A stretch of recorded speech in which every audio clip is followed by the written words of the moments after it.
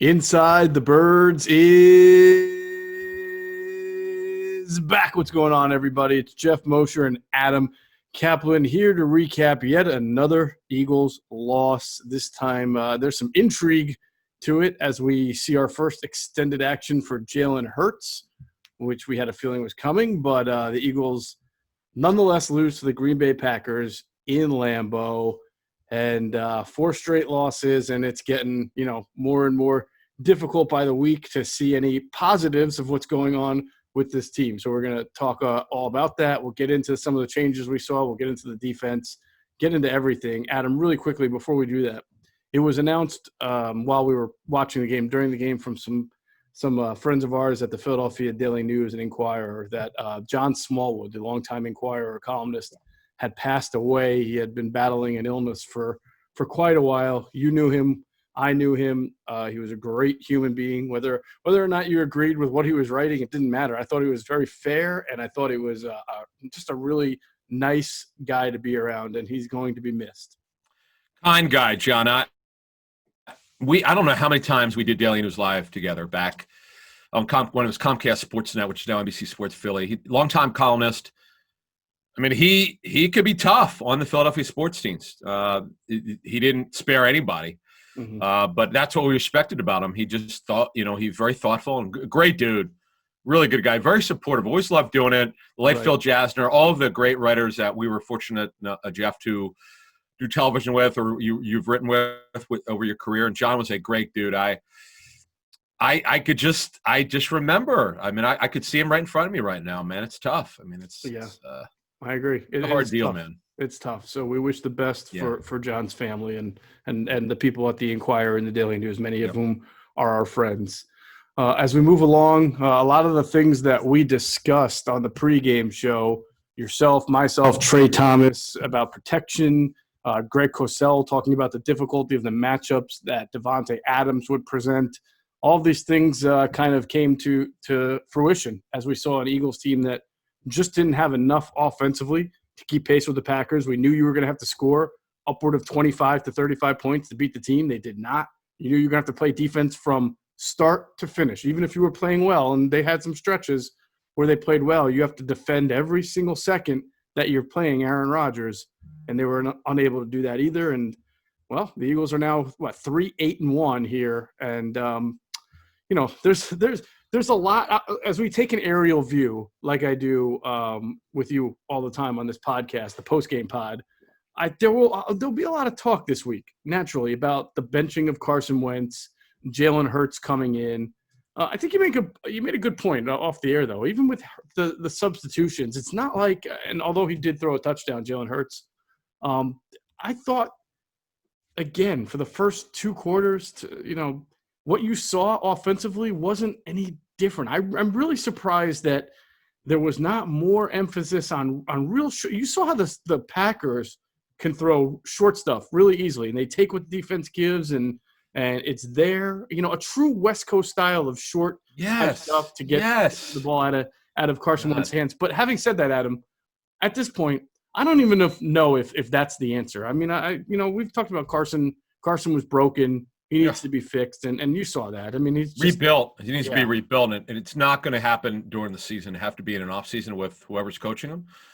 But this is painful in that, first of all, the head coach, we don't even know who the hell is calling the plays anymore. This team is so broken from a coaching standpoint. I don't know who's calling the plays. I mean, we know that he handed off to Press Taylor. Last game, he called the second half of the game. But this particular game, I mean, first of all, here's my problem, and this is the same goddamn thing every game. I understand I'm reacting to the TV copy, not the coaching tape yet, and I'll know later today what that looks like. But we'll talk about it on Tuesday just to see if I was right or wrong. But my aerial view of this offense is, how do you help a struggling quarterback? You get out of his hands quickly. You just talked about Aaron Rodgers and how they run so many short area passes. This is something that I keep hearing from other teams. Everybody rips the Eagles offense when I talk to them, whoever the hell it is around the league.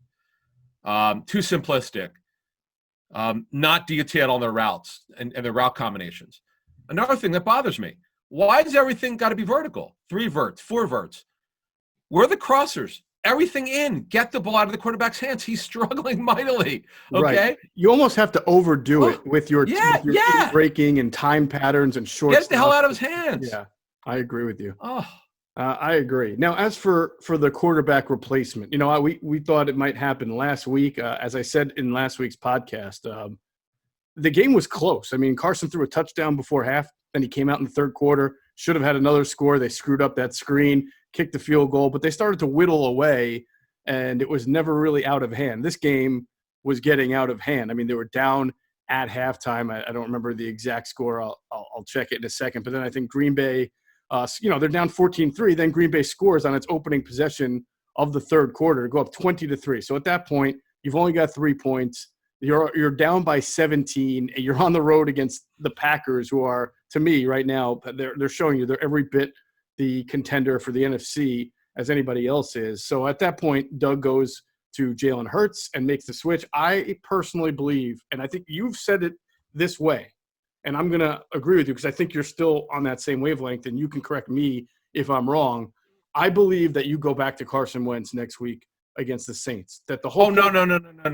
Oh, you don't believe that? No, hell no. No, in fact, there were a couple things. Pederson made a very bad tactical error. The game is 14-3. Wentz is struggling mightily, okay? Mm-hmm. Why the hell did he go to Wentz for the first series of the second half? Can you explain that? I just don't understand I thought he didn't. I didn't. The Packers. No, it was definitely Wentz. Right? No, it was the Packers got the ball the third quarter. They punted. Wentz came out and threw his first pass was to Goddard for 41 yards. That's right. I forgot about that. Who had the ball to start the half? Packers. Okay, the Packers. So they got up 20-3, and then you're right. There was one more series for Carson Wentz. That's a good point. Maybe you're giving him a chance to. That's a fair point. If you're going to make the switch, you make the switch at halftime. I don't understand why he gave full half. I want that time. And quite frankly, at this point, I know they're not mathematically eliminated. They should be because they're so bad. But they're actually. I feel like this is baseball. Only one loss back in the loss column. Well, I think personally, I can't take it. That you're changing your feeling on this because you always felt that, at least the way you said it on the pod, was just bench the guy for maybe a half or whatever. Let him see. Yeah. This is how Donovan did it to Andy Reid. Andy Reid did it to Donovan in 2008 at halftime, and then he put him right back in the driver's seat 4 days later, a Thursday night game, Thanksgiving night against. Oh, did he do that? Is that the Cardinal game when I remember talking to Kurt Warner about that? Was that the game when the Eagles destroyed the Cardinals on a Thursday? Yes, it was. Oh my God, that's unbelievable. And Andy was pretty steadfast that all he was trying to do was have Donovan take a step back, just observe, decompress. He felt the world felt like it was coming down on him. This is still got to be a Carson Wentz operation next year. So I don't think it's productive to let him sit for another whole game against the Saints. I think you got to – I'm fine if you bench him again against the Saints if he stinks it up. And I'm not trying to say that I think that this is like 2008 where Carson's going to go out there and throw 4 touchdowns next week. But you at least have to, in my opinion, see the response. See if anything decompressed within Carson in being benched for – Oh, because he got benched in the second half. Boy, it's such a tough call. I would bench him for the Saints game. I want to take a step back because that gives him nearly a game and a half of watching. Everyone will have their opinion this week. Obviously, that's going to be the number one topic. He's got to talk to the quarterbacks first. If he's going to make the change, he's just got to tell him. Obviously, that's the way it works. And that, by the way, that would when they go in. Well, they don't go in for the meeting because they can't be in the building till Wednesday. Right. If there's a change, they'll be told Tuesday. But it's painful watching this team. Geoff and I just talked about just the structure of the offense is broken. The quarterback is got to be rebuilt. That'll happen in the offseason. The misuse of 26 Miles Sanders is an embarrassment. Yep. This is the under-discussed part of how bad their offense is, how bad of the job the coaches have done with him. Yep. Really an awful job. Totally they should be embarrassed by the way that they've handled this player. This kid's an elite player, elite talent. And they're responsible for his regression. When I say regression, misuse, I shouldn't say regression. The quarterback's regressed. But the reason why he's not put up the numbers he should put up, I mean, it's a joke. The whole thing's a joke. I totally agree, and I really think it's not just a neglect in the running game, but in the ability to line this guy up as a wide receiver. I know he's had some drops, mostly out of dump offs and check downs when Carson's hurried anyway, but he's got to – I mean, you're playing Alshon Jeffery, and we'll get into everything in a minute, but you're playing Alshon Jeffery, all these snaps. He started. What the hell? What is going on? What the hell's going on? I don't know, man. I don't know if it's discipline, it's route, whatever. Why are they, we were talking about this on a pregame show presented by DraftKings with Cosell and Trey Thomas and you and I. Why is Jeffrey on the field? What does he offer you? I don't know. Not explosion. Nothing. He's not even catching pass. He had one target. No. Did he have? I know he had one catch, but it was a push off, so it got negated. Yeah, you're right. That's right. Oh my God. Yeah, it's just not a good situation. Is there any positives? Okay, so let's since we're clearly starting an offense. Did you find? I found two positives. Well, I would say the touchdown that Hurts threw was pretty impressive because you don't normally see that kind of a touchdown. That's my number one. Did you see him keep his downfield focus? Yes, thought it was good. Loved it. And the second thing I would say is Jalen Reagor gave you two explosive plays. He gave you a really nice pass again from Jalen Hurts, a 32-yard catch where he clearly had a step on the corner, so you saw separation, and then of course the punt return. You know where you sucker everyone into thinking that you stink by bobbling it, then you pick it up and run it back. The Sean play against the Giants. So someone put on Twitter, and I did think about that. The Miracle in the Meadowlands too. Yeah. But yeah, the kid's acceleration. Oh my God. I've never seen acceleration like this. It looks like he's trotting. He just puts it in the second gear where he just takes off. And do you know it's a subtle little move? He decided not to go outside at the linebacker, whoever's defending him on the outside. He turned it back inside to go at the punter, J.K. Scott, which is a smart move. Yeah. And he ran right through him. I wrote this on my 10 observations that's up on InsideTheBirds.com. Well, I got to retweet that. Is that up? Did you put the link up? It's up, yeah. Okay. I still think we're not seeing Jalen Reagor's top play speed. You saw great dynamic on the punt return and on the 32-yard catch, but he only touched the ball 3 times, the end around, the catch, and then the punt return. They got to figure out ways to get him. I know we say this every week, but get him the ball 7 or 8 times, and you will start to see a more fluid Jalen Reagor. I still think even when you've seen those 2 explosive plays that there's more in him that we got to see. There's just more there that we can see if they can just figure out a way to get the ball in his hands more. So those are my 2 positives. I'm trying to think of a positive. I'll give you one positive. Goddard again. Well, yeah, Goddard. Yeah, I'm just going to say Goddard again. I mean, he's like a moose. He's just so goddamn big. He's a big dude, man. He's tough to defend. When they get better play callers in here, a better offensive structure, this kid's going to be a superstar. I'm just telling you, the kid. I've had the fortune of talking to coaches about him. Mm-hmm. The Dallas Cowboys staff last year was so scared of him.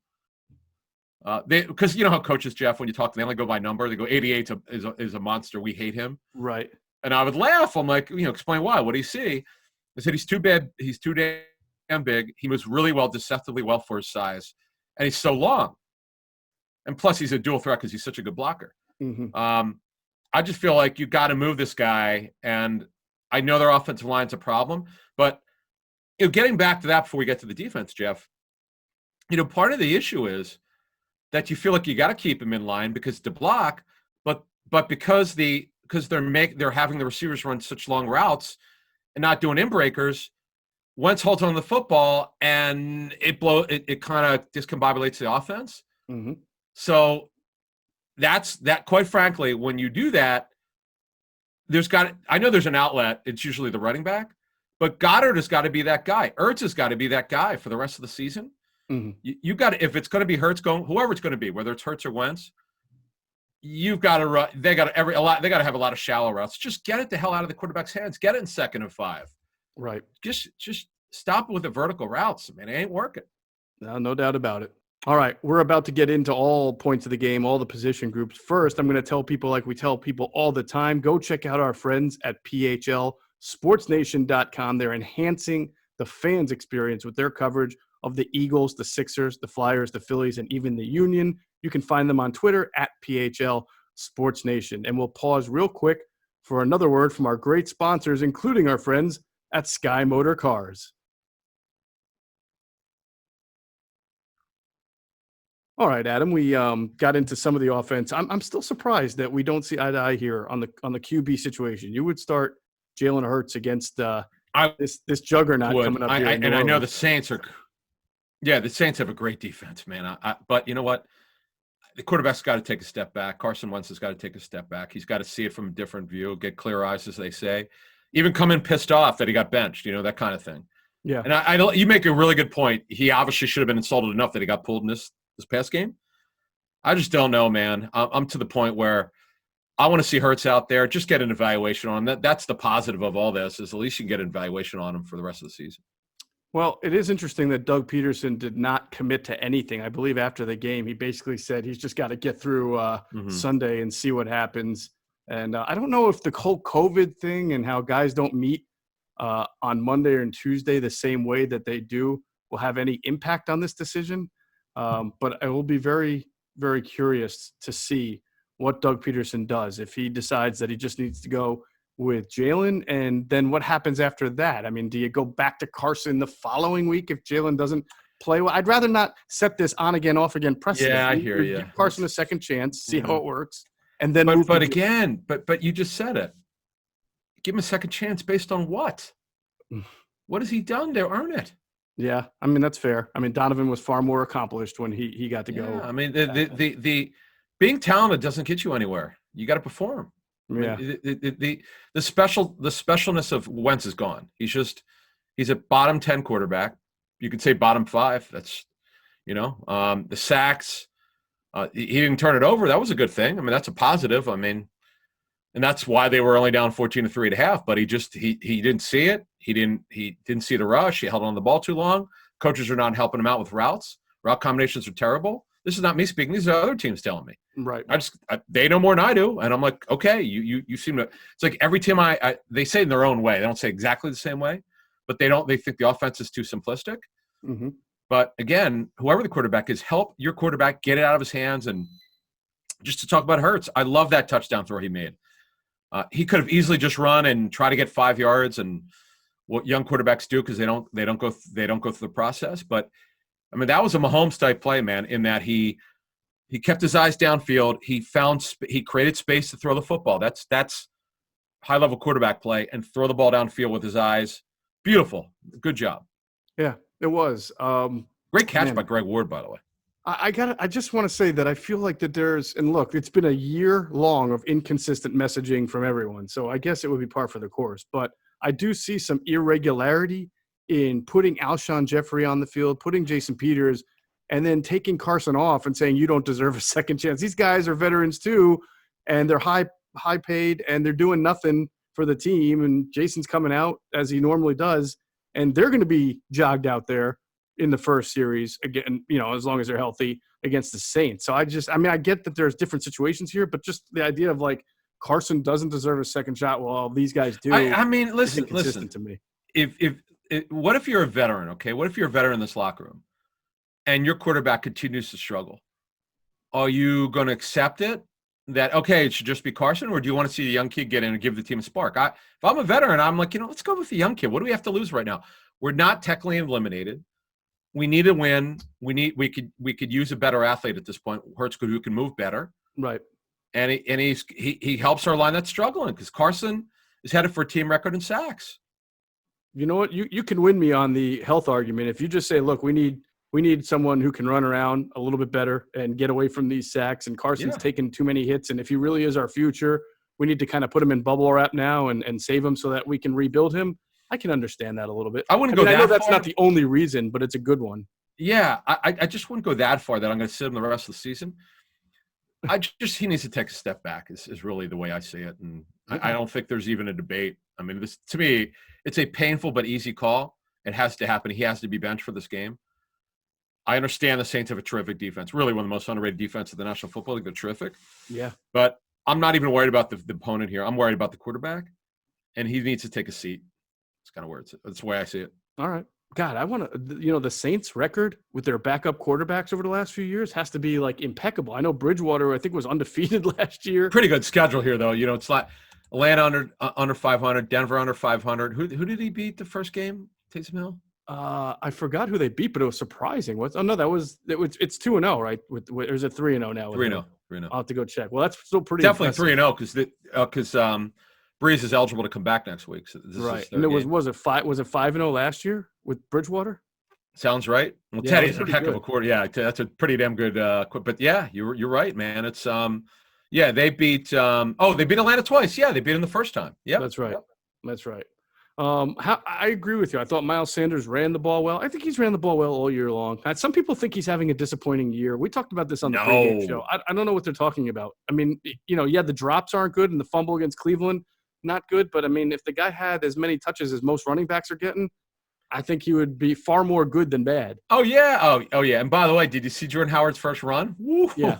He got 3. I was going to joke because I think he got 4 yards on it. Or 3 or 4 yards. Was it 11-yard? He's already doubling his total from the year. Right. No, there was either the first or second run was 11 yards. It was terrific. Oh, that one. Yeah. But my point is this. I strongly believe Howard would have got a lot more work had they not gotten behind. But once you're down, these coaches, it's over. You get down by double digits, they'll never stay with a run. I get it. Well, on the touchdown drive that Hurts orchestrated, I don't think they ran the ball a single time on that drive. It was only Jalen Hurts scrambles that actually moved the chains, right? Yeah.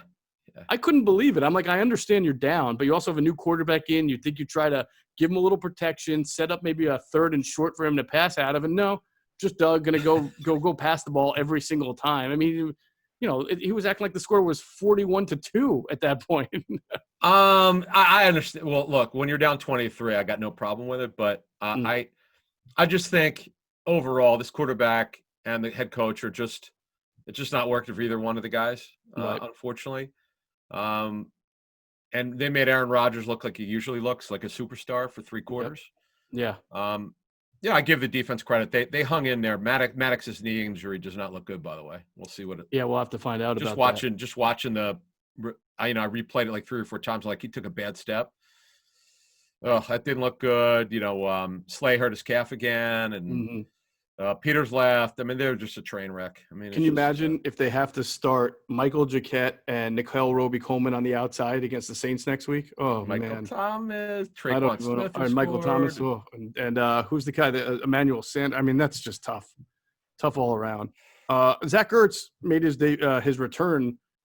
He caught a couple of nice passes. It didn't. I'm very curious to see the snap count because it seems like he was in and out, or either he just wasn't targeted a whole lot, but it was good to see him get out there. Yeah, I didn't think he was going to play his normal amount of snaps just because he's come back from a high ankle sprain. But right,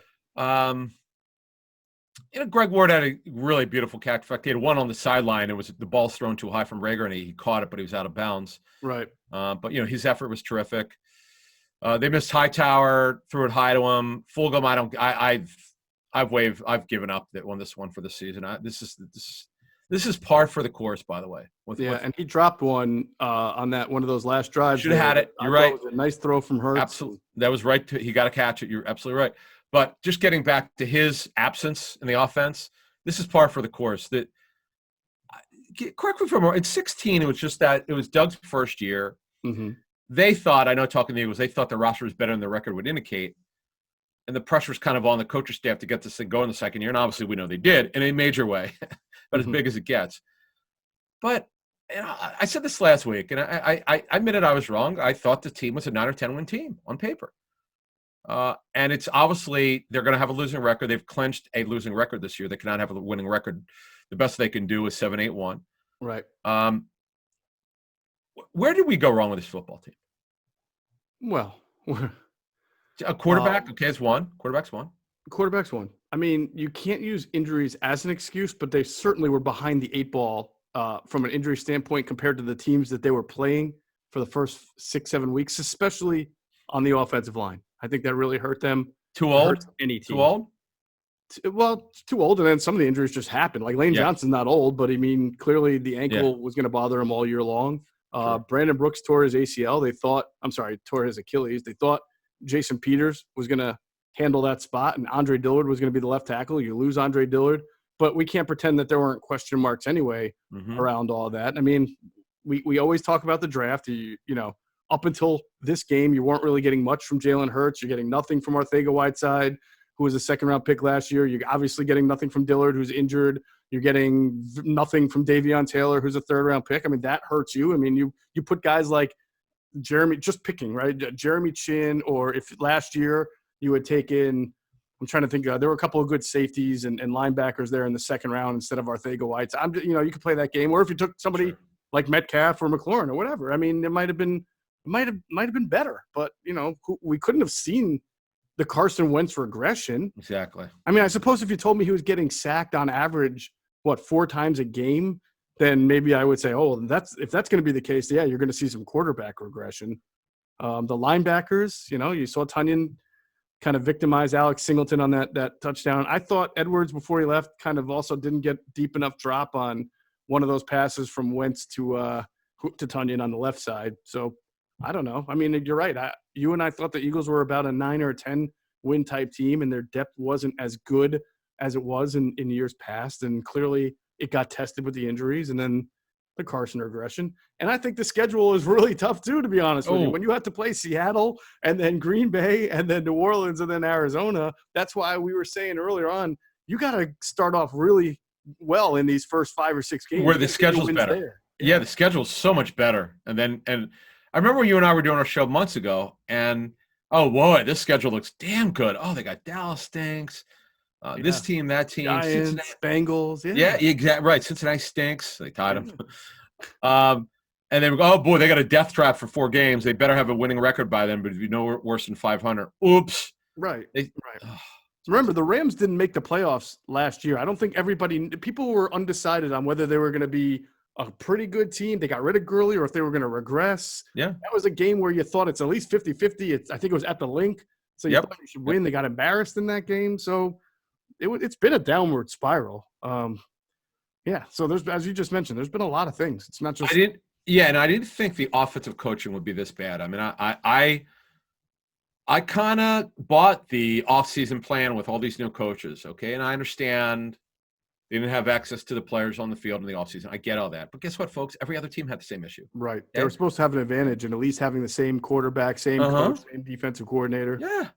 Nobody else in the division had that. It's unbelievable. You're exactly right. Glad you mentioned that, because I mentioned that in an interview this past week, okay?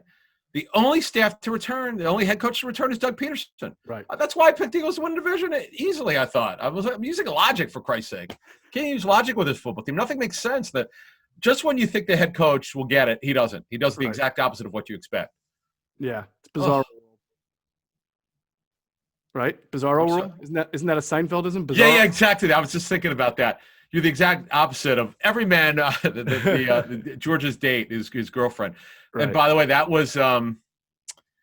is Michelle Pfeiffer's sister, Dee Dee Pfeiffer. Get out of here! I didn't even know. Yeah, I should know that, but you know me with Seinfeld, I'm out of my mind. Well, it's bad enough that you and I are texting each other Fletch memes during the game, and at one point when it got out of hand, I said you should tweet. You know, did a manure spitter just jackknife on the Santa head? It smelled like manure for a while there. Right. It was terrible. It's so painful. Yeah. I want to see Hurts. Eagle fans have to want to see Hurts. In fact, I've seen them in social media. They want Hurts. Yeah, I guess I'm going to be on Wentz Island this week, fighting everybody off who attacks me for thinking that you have to go back to Wentz. He needs to take a step back, man. You and I lived the Donovan benching and what that was able to do for him. Right. And he did the right thing. My sophistication of understanding football stuff back then didn't quite get it. But now I sure as hell do. You have to sometimes give the quarterback clear eyes and bench him. But look, the positives though, Geoff, clearly the defense was better. The defense hung in there. But I'll tell you what, Darius Slay, he has not played like a number one quarter. That to me is my big takeaway on defense, which is disappointing. Yeah. He's gotten housed 2 weeks in a row by 2 elite receivers. Yeah, before we get there, I want to finish it off on one point, though. All right. With this going to Hurts, like, you know, the Ward touchdown was very good play. I thought the Rager pass for 32, nice pass. And then obviously Fulgham should have had the one on the left sideline. But he was also running for his life a lot. You know, he got picked off when he got hit. So you saw a lot of the same problems around him, right? The lack of protection. He's got to move the the ball with his legs and get away with it. He had receivers either not producing like Alshon or dropping a pass like Fulgham. So I kind of think you're feeding him into the wolves there to play him against New Orleans. You are. I totally I don't agree. want to kill the kid, but I don't think he played like Joe Montana out there. So you're like, no, all I right, understand that, but again, he didn't start the half. Number one, he didn't start the game. Right. But I agree. If you make a very fair point, it's one I thought of when I thought, should he really start against New Orleans? Their defense is really good. Yeah. At this point, it's not even about that team, and as much as it's about getting Wentz to watch. And if he gets pissed off, great. I remember talking to Jaws about this. Mm-hmm. He said, once you get benched, it's kind of like there's nothing you could do to me. It's like you're firing me. You've insulted me so much. It's like you're so pissed off at the guy who decided, well, this in this case would be the head coach. You're like, bleep, bleep, get me the hell back in there because you're done taking me out. That's kind of the way you do it. Right. And I know Carson's a type A. I know his confidence is shot right now. What his body language tells you everything. He's completely not confident. I agree. He's playing with a lack of confidence. Sometimes you got to bench the guy just for his own good. All right, fair enough. We will transition into defense first. We don't got to agree on everything. We don't got to agree on everything. That's right. That's true. Download the top-rated DraftKings Sportsbook app right now and use that code ITB to get all of your sign-up bonuses. That's right, the code ITB to get all of your sign-up bonuses only at DraftKings Sportsbook. We get into the defense. I think my biggest takeaway is, and I've felt this a couple of times this year, when they really need a stop, they don't get it. When they really need to come through for you, you get the Hurts touchdown pass, you get the Rager punt return. It's a one-possession game. Then you had Jalen Mills have a nice stop, right, on third down. So that is one time they come through. But then, to give up a 77-yard touchdown run to Aaron Jones like that, I mean, I get it. The Packers are great. You're a struggling team, but you've got a couple of guys in the secondary out, but you just can't give up a 77-yard touchdown there. You know what I'm saying? I know. And they did Nick Chubb, they shut him down for 3 quarters. They shut Aaron Jones down for 3.5 quarters. You can't have that happen. Adams absolutely housed them. Tunyon, my player of the game coming in when we gave our players of the game, or actually you could say anyone, man of the game, right? Manscaped, man of the game. And I Tunyon, he did score. With the Packers, they spread it around. Lazard made some big plays at a 31-yarder, but it's just this defense is not good enough to win the game for this football team. They just can't. They're a solid defense, though. If you look at their points against, yards against, how much they're either 1 or 2 in quarterback pressures. By the way, they have a good defense. It's just they're not a shutdown defense. They'll never be a shutdown defense because they don't get turnovers. Because they don't. I think that's one of the other more under-discussed, underreported things. I mean, it's not like high on the sexy storyline hierarchy, but the fact that this defense for many years now, probably since 2017, just does not create takeaways is a real problem. Because every offense needs that. You can't just rely on your offense. Don't tell Schwartz that. He doesn't like it. I know they come in bunches or not. I'm not saying they're everybody's fault, but I mean, that's how games are won and lost in the NFL. The turnover battle. The Eagles know this all too well because they turn the ball over every game. Totally agree with you, man. I've kind of given up. It'll never happen. They're just in a situation. They're just never with Jim Schwartz as the D coordinator. If he comes back as D coordinator next year, it'll be the same thing. It'll never change. He plays a certain way. He doesn't believe in blitzing. He was taught the wide 9 from Jim Washburn. You don't blitz. Remember, Washburn hated it when he was here. He would talk about it in his press briefings. It bothered the hell out of him to blitz. Right. He wants 4-man pressure. Your DBs have to tackle well. That's just the way it is. But look, but they're pretty stingy defense for the most part. Right. But they got a problem at corner, man. They're next year in the draft, they're going to have to draft at least 2 outside corners. That's just the way it is. Yeah, not they one, draft 2. Safety as well. Yes. Oh yeah. And a linebacker. And offensive lineman. Yeah, and they got a lot. That's linebacker. Dude, the linebacker is like 10th on the list. Right. It's protect the quarterback. It's corners. I agree. Very well said on safety. That's another. I know they drafted the kid in the 4th round, but man, when was the last time they had a play? I'm sorry. They need a playmaker. I was just gonna say, when's the last time they got a round guy? Yeah, when's the last time they got a playmaking safety? since Brian Dawkins. I'm not just sure. Gonna say Doc. I don't know. Yeah. I mean, it had to feel a little bit. I know, Eagles fans especially get caught up on the DK Metcalf and the other guys the Eagles passed on. But last week, I mean, Jeremy Chin had 2 touchdown fumble recoveries for a touchdown on 2 straight plays. Back-to-back plays, like something you'd never seen in your life. No, first time in NFL history. And I know the Eagles were super high on him. Yep. We had said, I don't know what the hell it was, whatever post-draft show, that was what I'd heard, that it was going to be Chin had they not taken Hurts. Right. Okay. This is not a secret. It's been out there anyway. People know about it. And I've been screaming about the ignorance of safety higher in the draft for the last 5 or 6 years now. I mean, they've passed. You said it last year. Yeah, I remember. Yeah. I had to calm you down. Boy, were you pissed off. You were like, I love when you get fired up. You get more fired up than I am because you get all red in the face. Well, it's almost mind-boggling to think at really important positions like corner and safety. They had gone as long as they've gone. They've had what was that stretch before they took Sidney Jones in the second round a couple of years ago, which didn't even work? You'd have to go back all the way to like Leto and Sheldon in 2002, I want to say, where they even drafted a corner really high, where they're in the first like 55 or 60. Yeah, it was Leto, as he would tell me how to say it. Leto. Right. And Sheldon was what, a third rounder? No, Sheldon was a second rounder. Was he a second rounder? I'm almost positive he was a second rounder. I think it was Leto, Sheldon, and Brian Westbrook that year. Oh, okay, that makes sense. Yeah, pretty good draft. Oh my God, yeah. Sheldon Brown, a good friend of our friends at Sky Motor Cars in Westchester, by the way, Brett Sheldon. That was one of his first clients, as a matter of fact. Yeah, well, I mean, again, so that's an area where it hurts them, and then Mills is not right, because it just plays on what you said. Mills is not. I don't think it's working. I've asked a lot of people who graded his tape. He's not a safety. He's not. No. And then they release Will Parks, right? So you think you might see a little bit more of Kayvon Wallace or Marcus Epps. I saw Marcus Epps on the field. He did play. Yeah. Well, it's funny. When I see numbers, once in a while I go, wait a minute, who is that? Right. Because I haven't seen Epps play, and I know he was on the COVID list for a while, but look, it's pretty tough to watch them. But at least, as I said on our show last week, you're why are you watching the Eagles from now on in? Okay, you want to watch Rager. Okay, He had unbelievably scintillating punt return touchdown. Okay, you want to see Hurts. He's going to play at some point. He's going to start, whether it's this week or the week after. He's going to definitely play. He has to. You're going to see some of the younger players play, and this is what you want. I know people really love the art. Our listeners have told us all season they want to see Kayvon Wallace play. You're going to see him play at some point.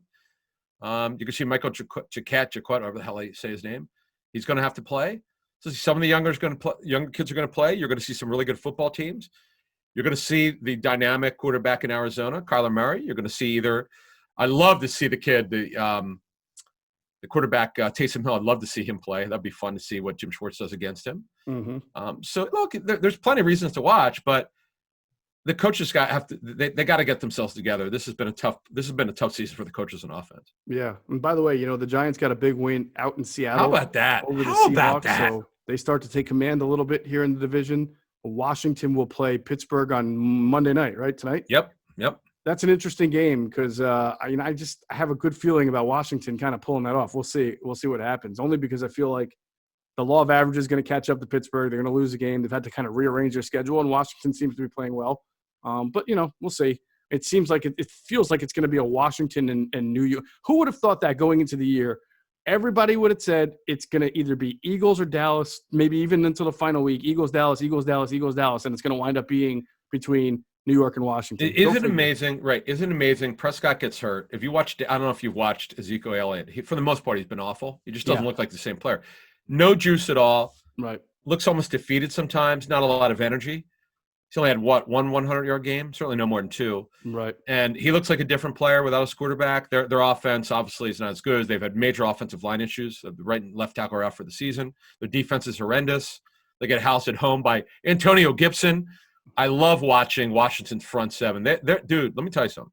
Their front seven for the next 5 to 7 years might wind up being the best in the National Football League. They got to go against the Eagles twice a year. The Eagles better get that offensive line right. They better get young. It's going to be a problem. In a hurry. I agree with you.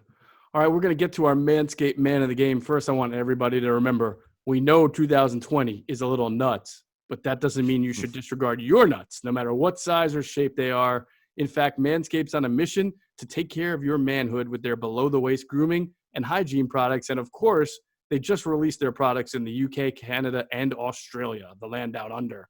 All right, you hear Trey Thomas talk about it. You're hearing us talk about it. They've got all the new releases for the holidays, the Crop Care Kit, which is a bundle that gives you A-plus satisfaction on your balls, and it's the ultimate male hygiene pack. You got the Crop Care Kit, which has the Crop Preserver ball deodorant, the Crop Reviver ball toner, a little spray-on toner, a little spritz that gives your balls a little slice of heaven. A spritz for your balls. Okay. A little spritz. Okay. You got the Crop Cleanser body wash, a full body wash that you can also use on your hair, on your head. And you've got the Crop Mop ball wipes because you never know when an opportunity is going to strike, and you've got to be prepared. And there's the Foot Duster, foot deodorant, which is a free gift involved here. So take advantage of that. It keeps your stinky feet smelling fresh. And don't forget what we talk about all the time, the best trimmer for your balls, butt, and body. It's the Lawn Mower 3.0 with the trimmer with the replaceable ceramic blade with advanced skin-safe technology, emphasis on skin-safe. Helps reduce your grooming accidents. The waterproof technology allows you to groom in the shower for up to 90 minutes. That's for you real hairy cavemen out there. 90 minutes, all right? like you, Caplan. These formulations are vegan, cruelty-free, dye-free, sulfate-free, and paraben-free. So you know your manhood's in good hands.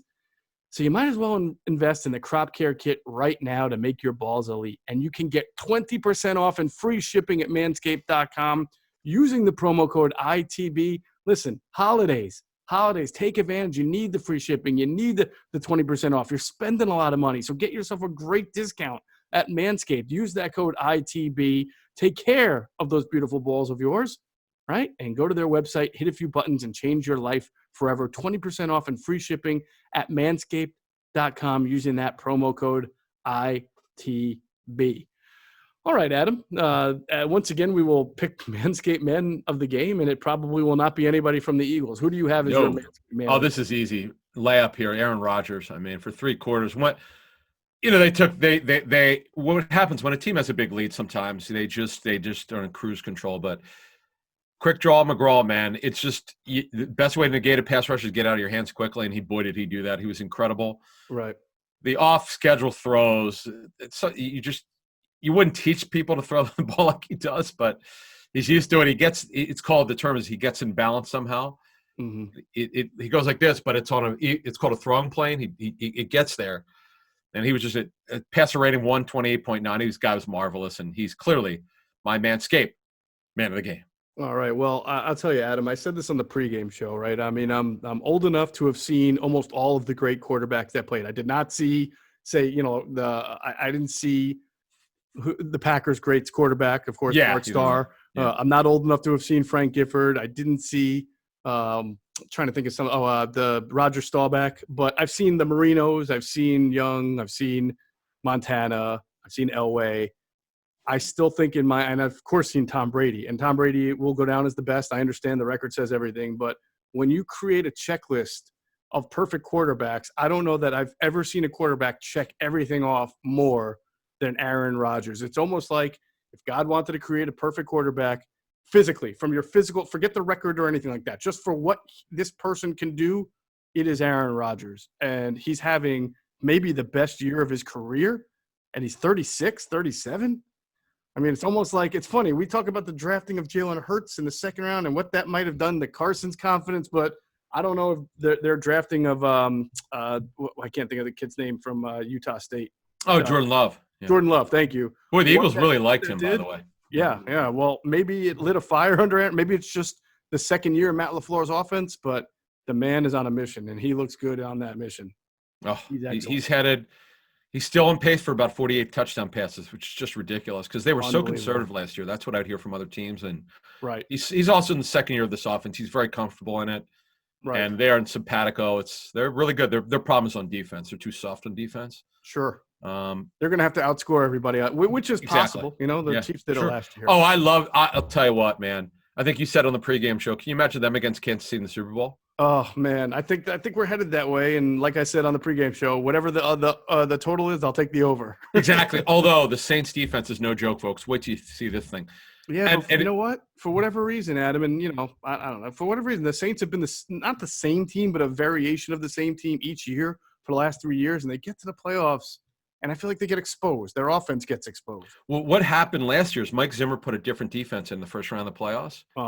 And they had because they'd never shown it before, and they couldn't beat it. Right. So yeah, but their defense is phenomenal, just phenomenal. Right. They've got a couple injuries there, but they're good, and it's going to be extremely tough to win that game. But man, it's hanging there, folks. It's tough. It's tough. Your team is still hanging in they're now actually almost to the hang on a thread for a playoff spot because the division's an absolute joke. Mm-hmm. Giants are in first place at 5-7. But what you want is you want to see Jalen Hurts at some point be the quarterback. Let Wentz stand back a little bit and just clear his head. And as I said earlier, if he's got to get pissed off, let him get pissed off because he cannot continue to play like this for them to have any chance to win. That much I can agree with. He can't continue to play that much. We'll be on top of the decision that Doug Pederson makes. We'll be back Wednesday morning with our tape review podcast. And we will have a little bit more on, anything else that happens this week. So keep it tuned to Inside the Birds. That's going to be it for this episode of Inside the Birds, the leading podcast in Eagles Intel. Got to thank our producer, Hunter Brody. Check him out on his YouTube channel, Sports Talk with Broads, and also his Twitter account, @Broads81. And, of course, we thank you for flying with us inside the Birds.